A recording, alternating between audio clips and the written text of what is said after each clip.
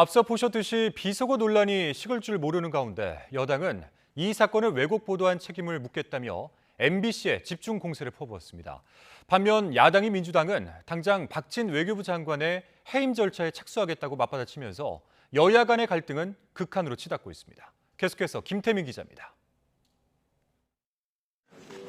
국민의힘은 한 주를 여는 첫 지도부 회의부터 MBC를 콕 집어 거친 비판을 쏟아냈습니다.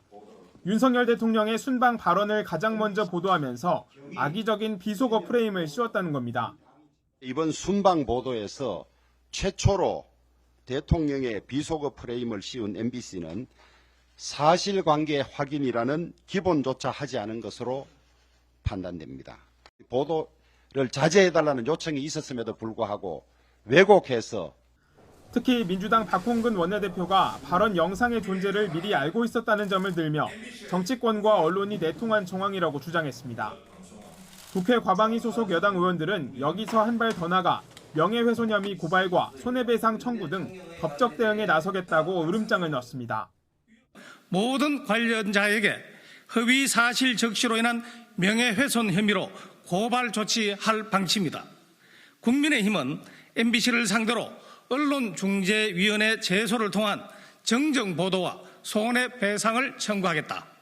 민주당은 오히려 여당이 진실을 은폐하고 언론을 겁박하는 적반하장식 태도로 나오고 있다고 맞받았습니다. 정원 유착 의혹에 대해선 역으로 법적 책임을 따져 묻겠다며 당당하면 정식으로 문제를 제기하라고 쏘아붙였습니다.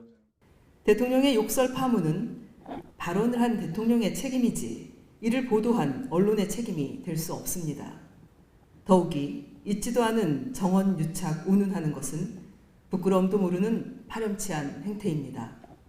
또 이번 외교 참사의 책임을 물어야 한다며 박진 외교부 장관과 김성한 국가안보실장 등 책임자들의 해임도 요구했습니다. 여기에 응하지 않는다면 의원총회를 열어 당장 박 장관의 해임 건의안을 발의하겠다고 경고했습니다.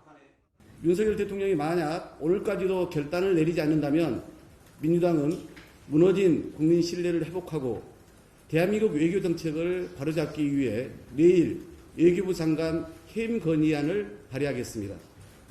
윤석열 대통령의 비속어 논란이 단순 일회성 사건에 그치지 않고 정부 인사, 언론으로 그 전선을 넓혀가고 있습니다.